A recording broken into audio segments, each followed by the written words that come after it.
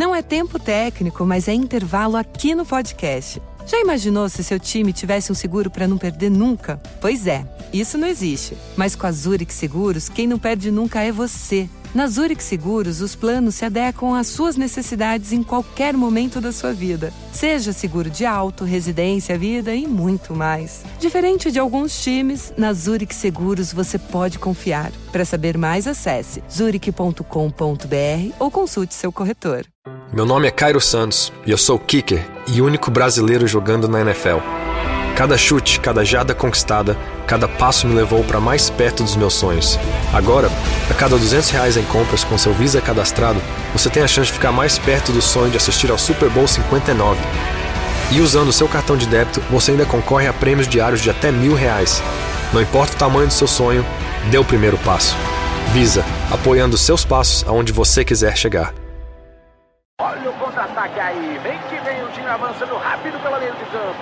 Bola dominada no pé do camisa 10. Ele vai pra cima, passou pelo primeiro, passou pelo segundo. Invadiu a grande área, vai chutar. Bateu, é gol! Que golaço, minha gente! A experiência de futebol mais autêntica já criada pros games. Junte-se no 5v5 Rush, a nova maneira de jogar com os amigos e leve seu clube pra vitória. EA Sports FC 25. Dê tudo pelo clube. Já disponível.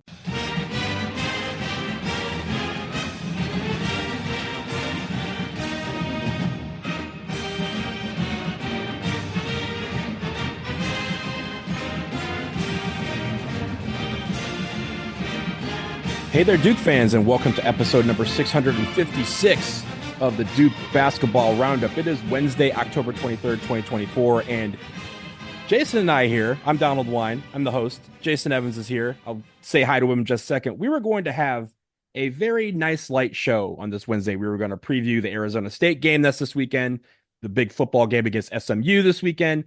The NBA started last night, so we were going to talk about that, but we actually, Jason, we're gonna start with some recruiting news because as of like 5:32 yesterday afternoon, we didn't know that we were gonna need to do this. But hello, Jason. How are you this morning? Oh man, yeah, Duke basketball, Duke recruiting especially. Just they'll throw surprises at you left and right. It's incredible. Let's start with the recruiting news, and that news is Nick Kaminia, who is a 6'8", 210-pound power forward from Harvard Westlake out in LA.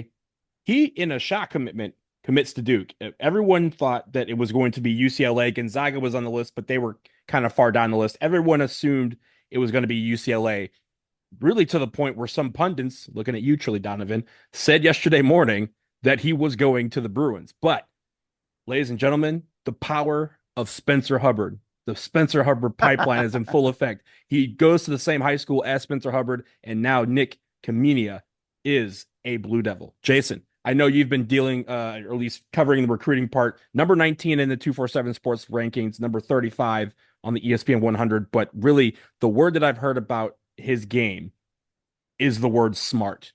This kid is a smart player, yeah, and really knows how to get to the rack and finish through contact.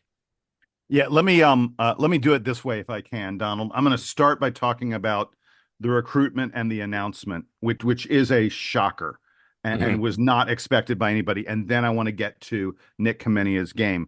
You're absolutely correct. All the experts out there were saying UCLA, UCLA, UCLA. Supposedly, I'm going to get into stuff I've heard. Supposedly the UCLA NIL offer kind of ran into some problems. Not going to say it collapsed or anything like that, but it ran into some problems. It is worth noting that UCLA head coach Mick Cronin has been very open about the fact. About a year ago or so, he came out and started talking about the fact that UCLA was having some trouble with their NIL program, that frankly their budget for players just wasn't what it needed to be. But he said they'd gotten it fixed and they were in the right place. I'm not so sure that he would say the same thing today. So supposedly the UCLA NIL offer ran into some problems, and Nick Kaminia apparently got on the phone.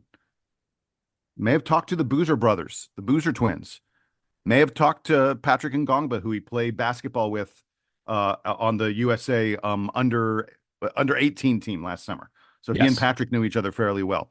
Apparently, he also spoke to some folks who were at UCLA, guys that he knows playing on the UCLA team.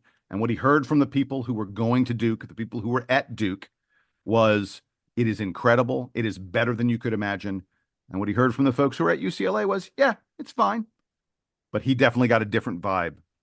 He got on the phone, he got a different vibe from the Duke folks. And so when it came time to pull off the jacket and reveal the t-shirt, it was a Duke t-shirt. And it came, by the way, it was a total shock to the coaches. Yes, I've that's been what told, I heard. Yeah, it is out there that Jon Scheyer, Mick Cronin, and Mark Few, none of them knew what this guy was going to do. Apparently, everybody was tuned in to the live stream, and no one was more shocked than Jon Scheyer to find out that Nick Kamenia was going to Duke. First of all, I love it. I like the element of surprise that has bitten us in the past. Jason, everyone remembers the Harrison Barnes announcement back in 2009 or whatever, that did not go our way. But I love when the shocks go in our direction. So I really like that.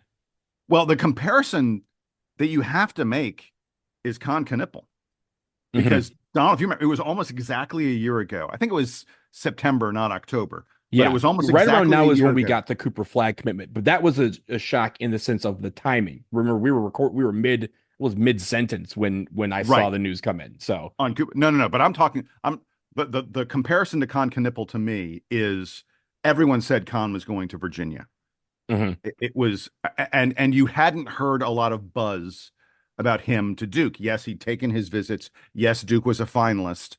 But what you'd heard was Virginia, Virginia, Virginia. And what you'd heard was sort of like, oh, this guy, may not be the greatest fit at Duke. And then, somewhat out of the blue, he committed to the Blue Devils. And since then, we have learned, oh, wait, dude is a great fit and is almost certainly going to be a starter and a major player for Duke from day one. And with Knippel, I remember I think you texted Sam and I, you go, yo, we got Knippel, and we're like, who? Like, what are you talking about? Yeah. It was like such a shock that it wasn't even on our radar. And you're like, no, we just got one of the top recruits. We should get on and talk about this. We're like, wait, we weren't expecting anything today, were we? Like, it's that was sort of the vibe of yesterday. Everyone had kind of written him off to UCLA, and hey, it ends up being they finally did the another one video. So that is back for the 2024 season. So we're happy about that. But Jason, talking about Kamenia's game, you mentioned he was on the U18 national team. He also was on the U18 3x3 team that went to the World Cup.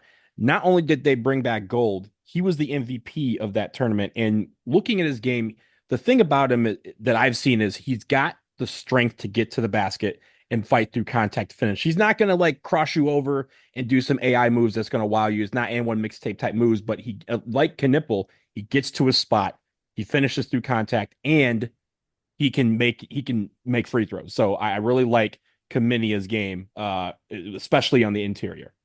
Oh yeah, let me break this down for you a little bit more. I mean, you say the interior. I think he's more of a wing. I know he's 6'8". I know they're calling him a power forward. He's more of a wing. And the thing that stands out, all the scouting reports, if you listen to anybody who talks about this guy, if you watch him play a little bit, absolutely elite passer. You hear that axiom all the time that, oh, this is a guy who sees the game 2 steps ahead of everybody else. That is absolutely true in Nick Kamenia's case. He sees angles other guys don't. He has a ridiculous, just outrageous basketball IQ. Anyone who plays with him, who talks about him, who coaches him, talks about his understanding of the game, his knowledge of the angles and all that other kind of stuff. And look, I know he's 6'8" and listed as a power forward. This guy can play a variety of positions because of that IQ and because of his elite feel for the game. Now, we shouldn't overlook the fact that he is an excellent, excellent outside shooter. He's a player who knows how to use his body to get into good position to finish, in the lane and with pull-up jumpers and things like that. He has good handle, probably not like point guard. I don't know. He doesn't have really guard-like handle, but he's close to that. So on that, could he, for example, you get the rebound and it's a quick outlet. Can he bring the ball up in transition? That's probably what we're thinking about here, as opposed to him running an offensive set. Oh, for sure. Absolutely. And in fact, one of the things he does at the AAU and at Harvard Westlake. By the way, Harvard Westlake, one of the best high school programs in the country, like absolutely elite program. One of the things he does really well is he goes and he grabs the board, and then he is bringing the ball up the floor really fast, putting pressure on the defense. And with that ability to see 2 steps ahead of everybody else, he's finding teammates. He's a master of the hockey assist. You know, he finds the teammate who finds the teammate. He's also a great cutter. Like, he sees when, oh, my defensive guy doesn't have the right angle on me, and he makes a cut, and then he gets an easy dunk or an easy basket. Now, there is a knock on him. He is not super athletic. He is not someone you would describe as explosive. He's frankly probably not someone that NBA scouts are going to be like drooling over in year 1. I mean, I'm not saying he's a bad athlete. You know, there are certainly a number of impressive dunks on his roster. You know, if you watch his highlights, but he's not super quick. He's not the guy who has, you know, elite jumping ability. Defense will be a question for him. He has the smarts to know how to play defense, but a big question for him is going to be, does he have the foot speed? Does he have the quickness to be able to do it at an elite level? But look, I love getting a guy like this. And I mentioned Harvard Westlake and that elite program. This is something Duke fans are going to like, because at the elite levels, at the top levels of high school sports, a lot of these guys transfer around. They go to different programs all the time. He started out at Harvard Westlake and struggled to find playing time as a freshman. He's been there. This is his 4th year at Harvard Westlake, but he worked hard. This is a guy who apparently lives in the gym. He worked hard. He waited his turn. He became a starter last year for Harvard Westlake. He then exploded over the summer and cemented his stock as one of the, you know, top recruits in the class, top 20-ish. You know, some folks have him in the top 20. Some folks have him just out of the top 20. But he's been a guy who's been rising up the rankings, like he was in the 60s and 70s, you know, 4 or 5 months ago, and now sits around the top 20. Dude who talks about how hard he works, and who has just got an incredible head on his shoulders. So smart. I think he's the kind of player that Duke fans are going to really, really enjoy having. And again, he's someone who doesn't mind the competition and doesn't mind being told, you know, you're going to need to work hard to earn what you're going to get here. And I like the fact that he's coming in, of course, with the Boozer twins, Caden and Cameron. And there's a lot of possibilities there. As we've talked about, Cameron Boozer, he could be a 4, he could be a 5, right? And in this next year's offense, he might have some opportunities to play the 5 alongside a Kaminia who will be at the 4, right? Like, he can do that if they wanted to. There's also the fact that Caden Boozer is more of a facilitator. We've talked about the fact that he's not as great a 3-point shooter as other folks. So the thing is, he can also set up the pass, right? And between the 3 of them, they can have basically a chessboard on every offensive set where they can be in the right positions to attack the basket and score. So I'm really looking forward to that. Obviously, Jason, as we look ahead towards the rest of it, it feels like with that commitment yesterday, Duke is almost done here with regards to recruiting, as in the sense of, like, there's a few guys out there that we're looking at, but there's really 3 that we've been focusing on. I feel like Nate Ament, Shelton Henderson are probably the other 2 guys that are sort of the most on Duke's radar at the moment. Look, we've talked a lot about Caden Lewis, and obviously you have a relationship with the family. I'd love to get him. I don't know about that, because I feel like Caden probably looks at the guard spot at Duke, the point guard spot. There's just a lot of competition. Not to say that Caden couldn't win it out and you know, get a ton of playing time, but my bet is he'll probably pick a different program that where the playing time may be a little more obvious. Let's just put it that way. But you know, would be thrilled, and you count out John Shire at your peril. At your own peril. Yeah, I mean, we count, everyone counted them out until, again, like 5:33 p.m. Eastern time yesterday, and then at 5:33 they're like, yes, elite recruiter, this man can get anybody. I mean, I would have said the same thing about Nick Kaminia, probably is 24 hours ago. I would have been saying the same thing. So yeah, you can never tell. But if I had to guess, I'd say the other 2 guys that are, you know, sort of the top of Duke's list right now would be Shelton Henderson and Nate Ament. Henderson I think may decide in the next month or so. Nate Ammon is almost certainly waiting until springtime. And we'll have a better sense. And look, the other thing is, trying to get a sense. We're trying to get a sense of Duke's roster for next year. We have no idea who will be back. We could start getting into all the different permutations. Isaiah Evans, Darren Harris, Malik Brown, Foster or Proctor. Probably not getting Man or Flag. Probably not getting Con Knipple back. But the rest of the roster, I just don't know. And then there's the portal, of course. Jon Scheyer wants to stay old via the portal. We saw him bring in, 3 older guys this year. I think it'd be foolish to expect Duke not to bring in at least 1 or 2 more experienced players next year. So yeah, it's figuring out all this stuff, super difficult. All I know is Jon Scheyer, when he sees the guy he wants, goes out and gets him. Yeah. And has been very, very successful early on in his tenure and continues to be successful with Nick Kaminia. Let's move on to this year's team, Jason, because we do have a second exhibition game this coming Sunday, and it's a great one. It's kind of a fun one because Arizona State, the Sun Devils, are coming to town, of course, led by head coach Bobby Hurley, and his return to Cameron for the first time as a coach. It is called the Brotherhood Run. It's a charity exhibition. The proceeds from the event are benefiting Duke Children's Hospital. I was hoping to get down there for this game. I just can't make it right now due to work, but we will get, of course, I'll be down in Cameron very, very soon for a game. But Jason, let's preview Arizona State and what can we expect from them. And the lead with them is last year they didn't do well. 14-18, 8-12 in the Pac-12. They're now in the Big 12. And this year, at least the computers are saying that they're going to be a little bit stronger of a team. They are 71st in the preseason KenPom. They are 68th in the preseason Bart Torvik.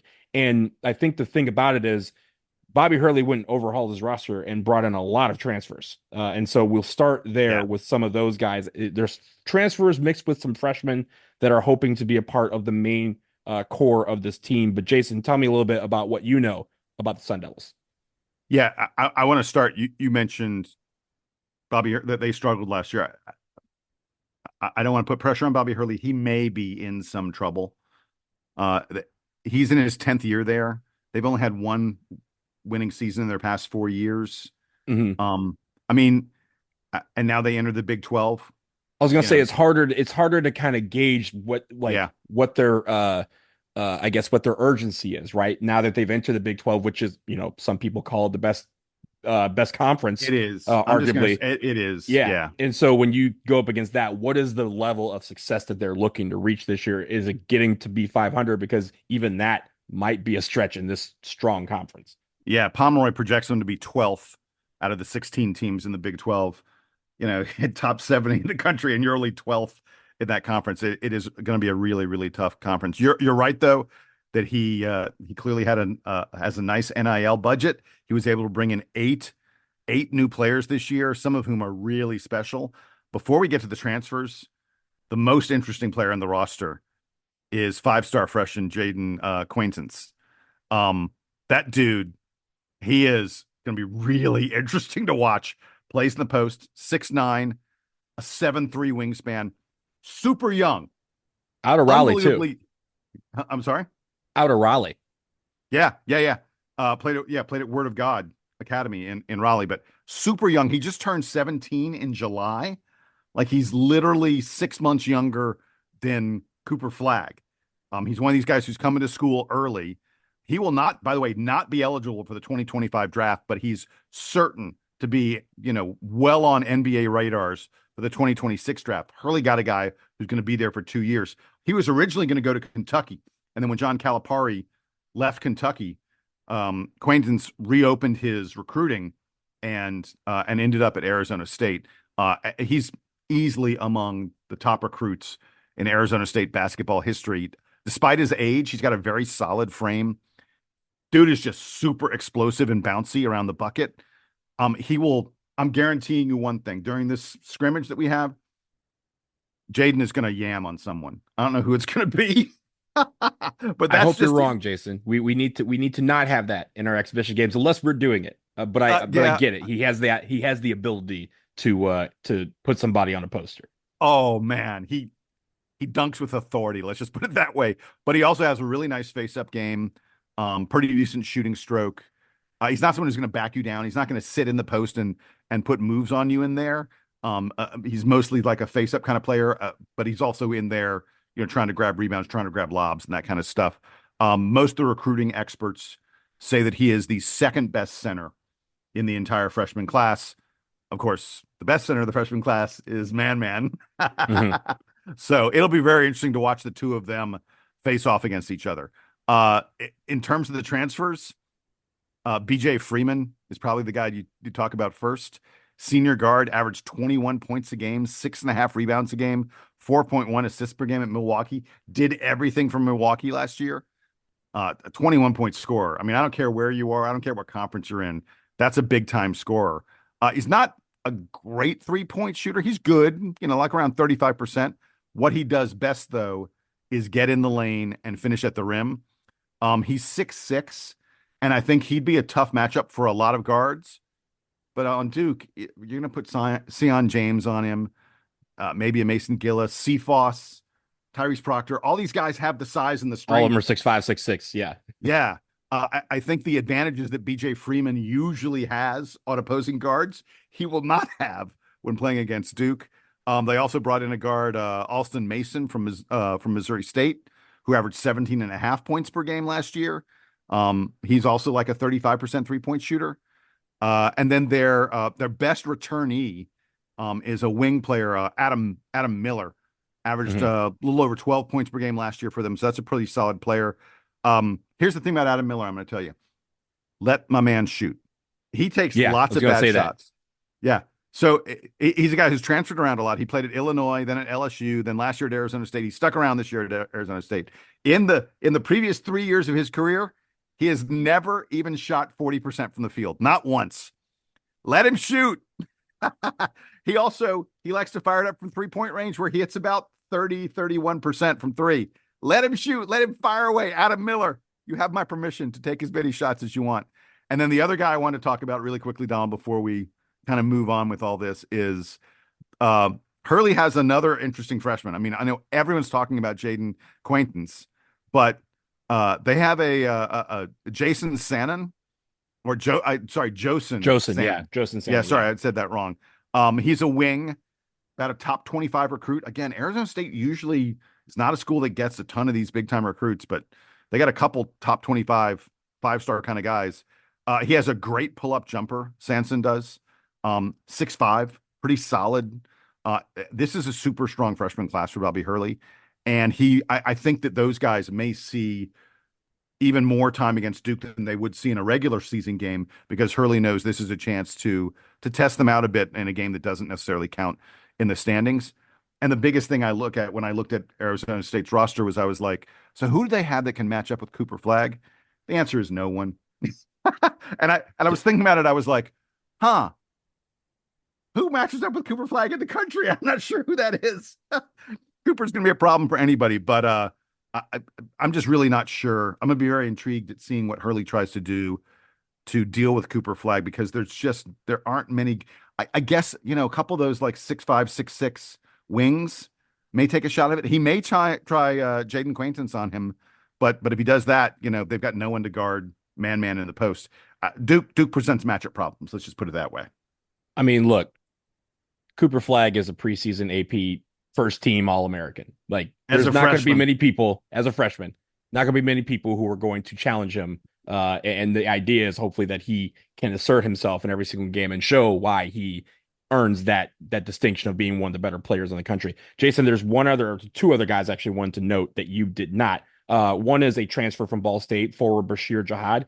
The only reason I mentioned him is one, he averaged 18.6 points per game at Ball State and 8 rebounds per game. Man, it also over a block a game. So he's going to be a guy who can come in and maybe assert himself on defense and also in the paint. But he's also from my hometown in Farmington Hills. He played at North Farmington High School, which is literally just a mile down the street from where I lived. And finally, Jason, I don't know how you overlooked this guy, but there's a 6'1" guard that won't play. Yeah, he doesn't play. I know who you're going to say he doesn't play.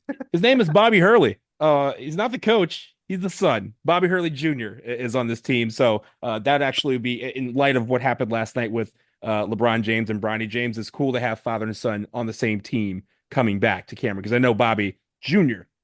has also been to Cameron, but obviously not while his dad was coaching. This will be a nice opportunity for both of them to get back and be, and him maybe, I'm sure he's going to get some playing time in Cameron, because you need to have a Hurley play in Cameron one more time.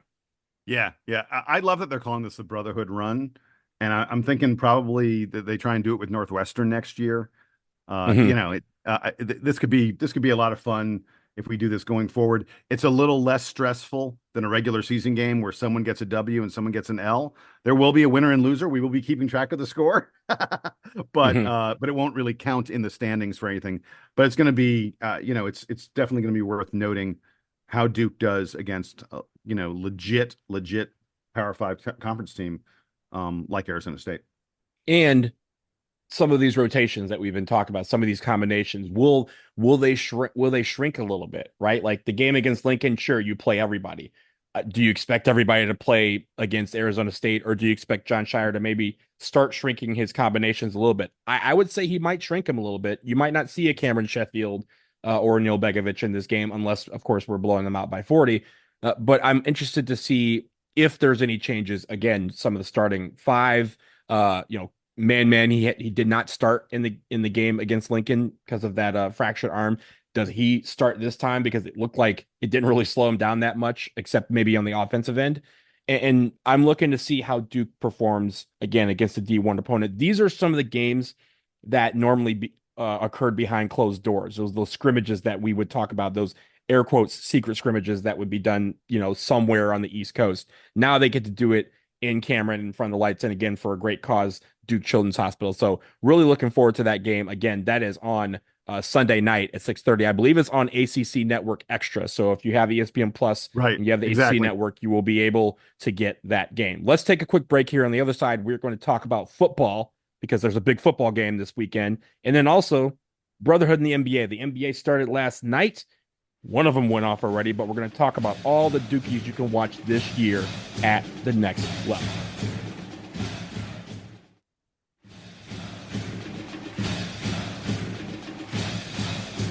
Jason, we are back, and we have turned our attention to the gridiron for a little bit, because the SMU Mustangs, the number 22 SMU Mustangs, are coming to town, I should say, for a big time showdown on Saturday night, 8 p.m. ACC Network. If you are not in Durham for that game, SMU comes in 6-1, 3-0 in the ACC. But Jason, I think that the storyline that I start with is this: our offensive coordinator, Jonathan Brewer, came over from SMU, where he served a couple of stints, but last year was their co-offensive coordinator. And during his 2 seasons there, the Mustangs offense was in the top 15 in several categories.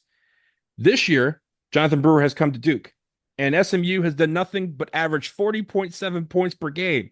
The only game they did not score more than 29 points, they lost. This was the only loss on a record. 18-15 to BYU in week 3. This is by far the biggest test of the season for Duke, and it starts, Jason, with their offense. When you look at some of the stats that are coming up for some of these players, my goodness, the defense, who has been great to this point for Duke, is going to have their hands full on Saturday night. Oh, yeah, in a big way. Arizona State, SMU. Football, Jason. Getting my opponents confused. I'm here now. Okay, SMU is an 11.5-point favorite in this game. And there's a fairly big over-under number. The over-under number is 48.5 if you're a gambler.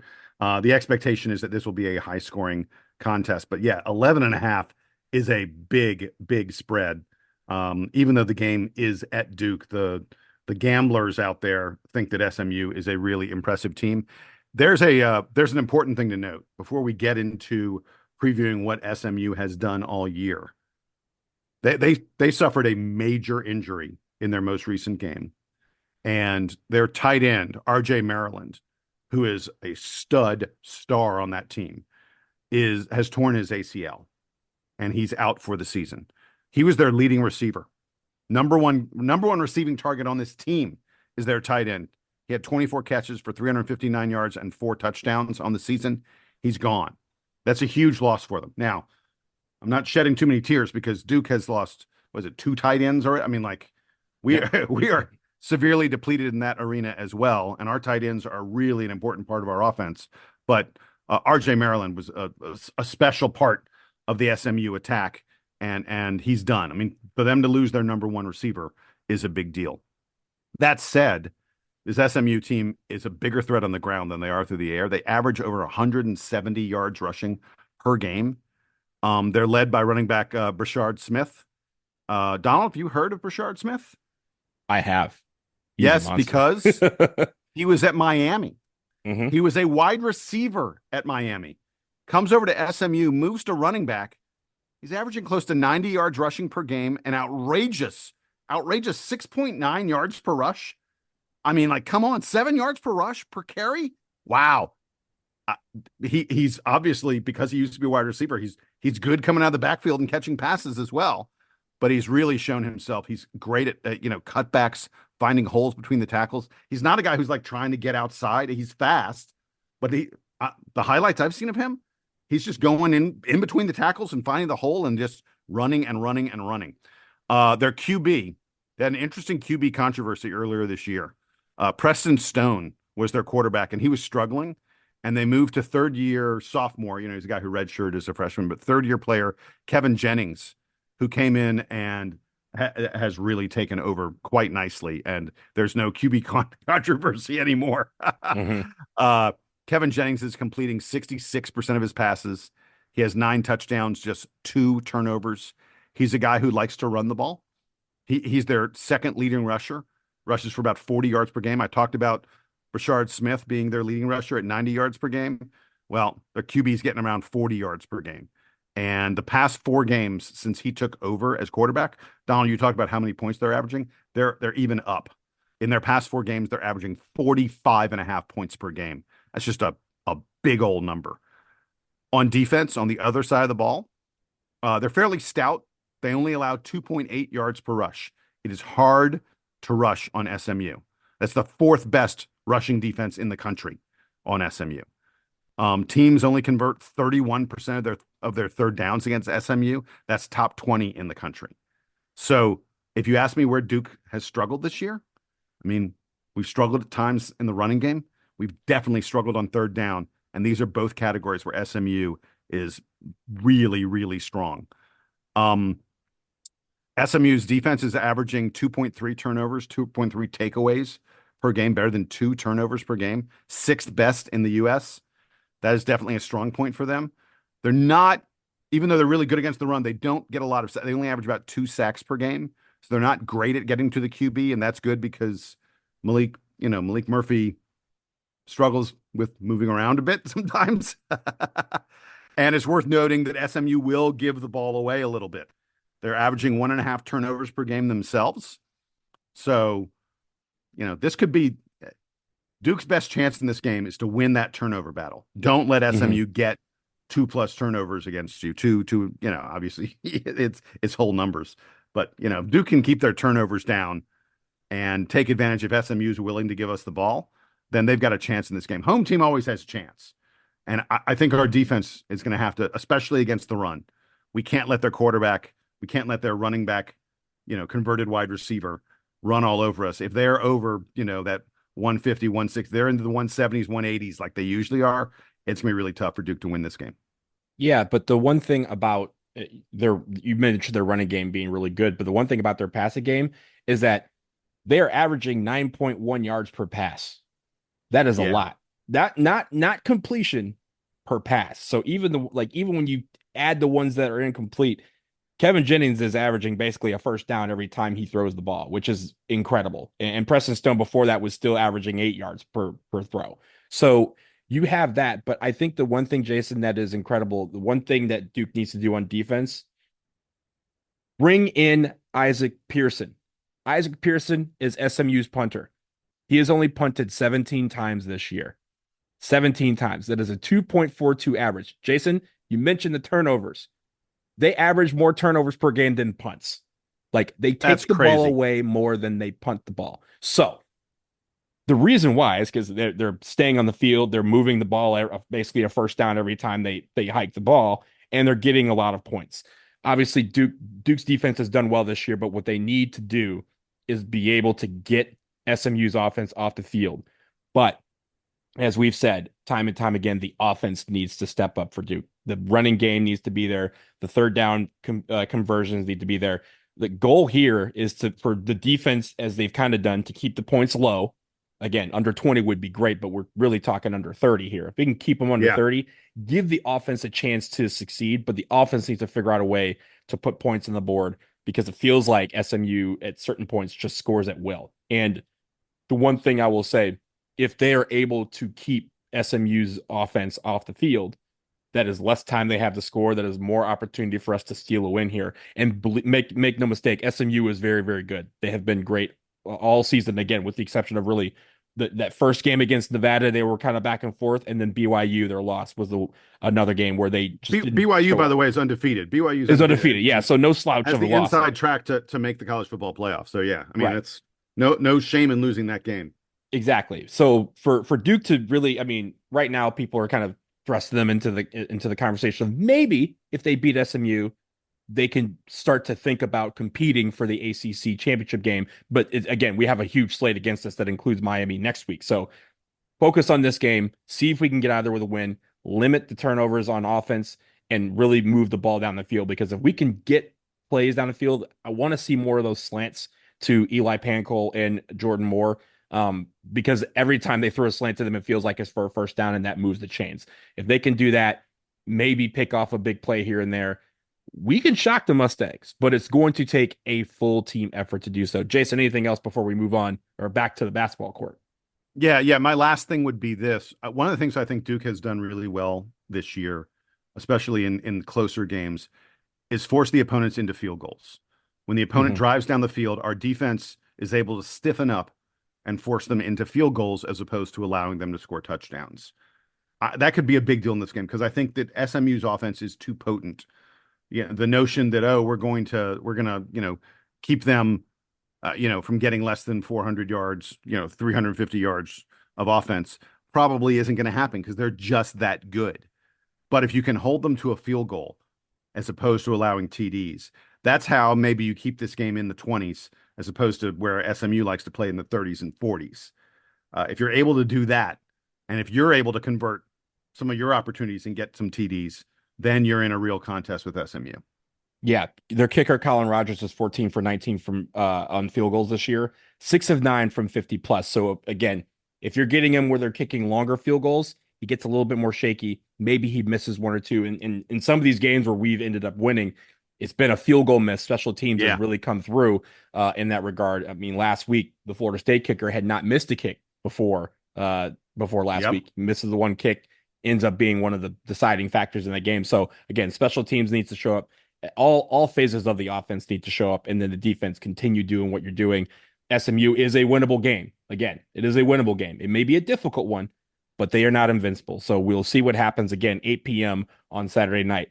Jason, as we wrap up, we do want to go back to the basketball court, because last night, one of the favorite days of the year for me, the start of the NBA season, and it started off in a big way with the Celtics and just absolutely pummeling the Knicks. Sorry to you Knicks fans out there, but Jason Tatum had 37 points, had 8 threes last night, and the Celtics basically had a half to break the record for most threes in the game and somehow couldn't do it. But by the way, have you seen the highlights of them trying to take as many threes as possible? Yes. It's hysterical. It's hysterical. So funny. Just jacking up shots. Yeah. And so it leads us to our point of the Brotherhood is still stronger than ever in the NBA, just like last year. In fact, the exact same stats as last year, 24 players on 18 teams. Some of the guys may have moved around. We lost a couple of guys, but obviously we had DJ Stewart sign a 2-way deal with the Bulls. We have Kyle Filipowski and Jeremy Kane, who were drafted into the NBA. But a lot of these guys are still in the same place where you found them. But Jason, let's go through a couple of them real quick. I want to start with your Hawks, because Jalen Johnson is the lone representative for the Hawks, but he's going to be there a little bit longer. He signed a 5-year, $150 million extension the other day. So congratulations to him. The Magic, Paolo Banchero, Wendell Carter, obviously they still stick around. The Pistons lost a couple of guys last year, including Marvin Bagley III, but they gain a Wendell Moore Jr. Advantage me. Why? Because I love Marvin Bagley III. I love Wendell Moore. I still get to have a Dookie on my team. And of course, we have Trajan Langdon in the front office. RJ Barrett still with the Raptors. The Spurs still have Trey Jones. And Jason, I think the one team that has become, the brotherhood of the NBA is the Phoenix Suns. You got Grayson Allen, who stays there. They add Mason Plumlee and Tyus Jones in the offseason. So I'm looking forward to watching those three guys play. But any of the guys that you saw, I don't think a lot really switched teams other than the ones that I mentioned. But still, a lot of brotherhood to watch in the NBA this season. Yeah. So a couple of things that I wanted to highlight. First one is I'm really looking forward to watching Dallas, watching Kyrie and Derek Lively. Mostly watching Derek Lively. I'm super excited for Derek Lively's sophomore season. They have a good center rotation there with Daniel Gafford or Galford. How you pronounce his name. It's not like Lively's going, to suddenly step into playing 30 minutes a game, but I think his usage rate is going to increase. I think they're going to try and get him more opportunities because they see the potential of what he has there. I'm excited for Orlando. Orlando has, basically since they drafted Paulo, that franchise, the arrow is pointed up, up, up. And there's a lot of buzz about the Magic this year. Yeah, there are people who say that Orlando could be like top 3 team in the East this year. That would not be shocking. And one of the reasons, obviously, Paulo is their best player, and is showing himself to be an all-star in just his 3rd season in the league. But I'm eager for Wendell Carter to get. He was injured most of last year. Watching him on that front line with Paulo, with Franz Wagner, that Orlando front line could be really, really good. And then I'm hoping Jared McCain gets some real time in Philly. It's a crowded wing situation there.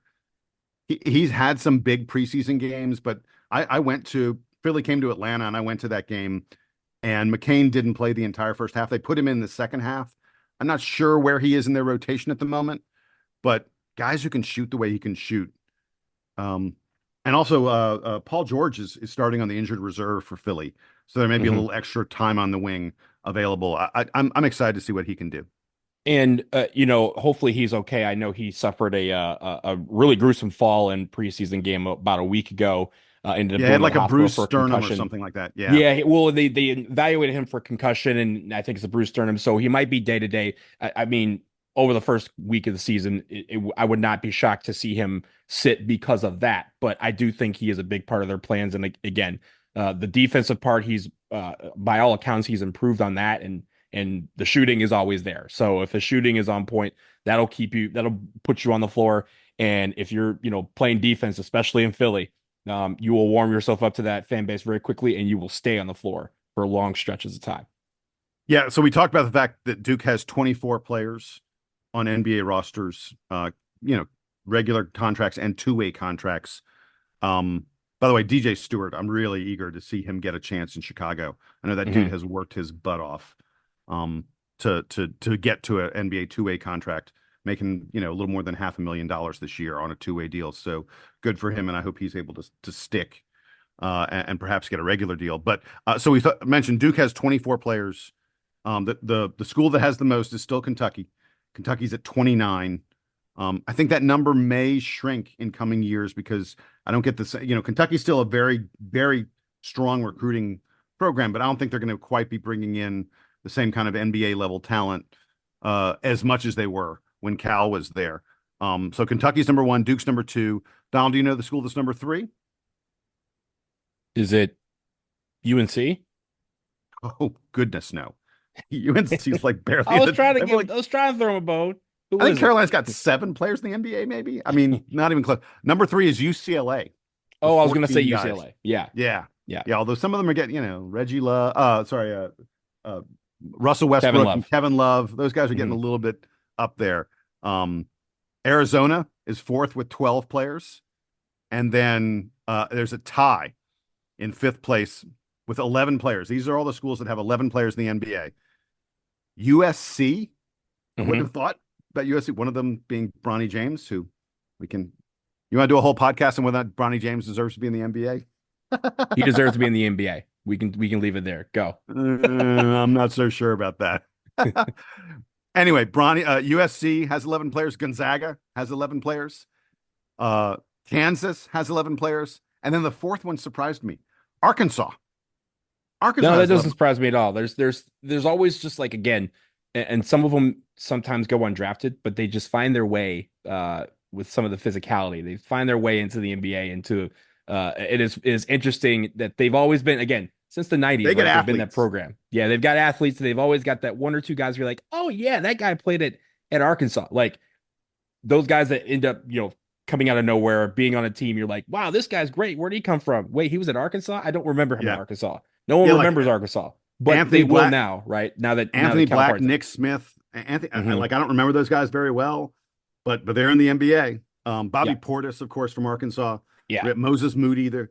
But I think Arkansas may be shooting up this list in coming years because they have really committed a lot of money to NIL and with Coach Cal getting there, Calipari.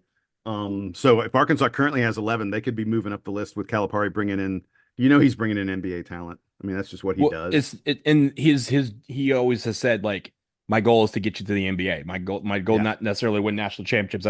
He's like, I care about that, but my goal is to make you realize your dream of going to the NBA. He was, at Kentucky every year, even if guys didn't want to leave, he was kind of like, you're ready to leave, go to the pros, like, goodbye.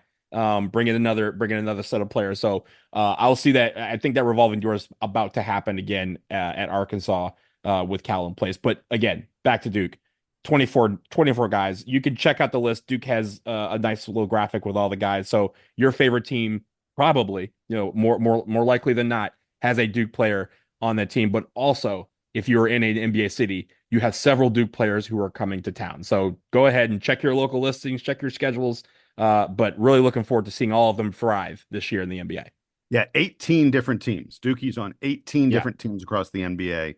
So, yeah, you have no excuse not to watch them. Yes, absolutely. And Jason, I think that will do it for this episode of the Duke Basketball Roundup. Again, thank you as always for listening. Remember to subscribe, rate, review. We always love hearing from you via your reviews, but also through our email list, dbrpodcast@gmail.com. Hit us up. Let us know what you're thinking. Again, we have the Arizona State game on Sunday night. We will be taking headlines for that game, so remember to get them in after the game. Don't send it to us, or PSA, do not send us headlines during the game. They won't make the show. Send it after the game. We have a full assessment. It is bad mojo to send a headline in the middle of a game. Yes, we have learned that several times over the last couple of years that we've been doing headlines. So get them in after the game. But again, we'd love to hear from you. dbrpodcast@gmail.com. For Jason, I am Donald. This is the DBR Podcast, and now it is time for the Duke Band to play us out and take us home.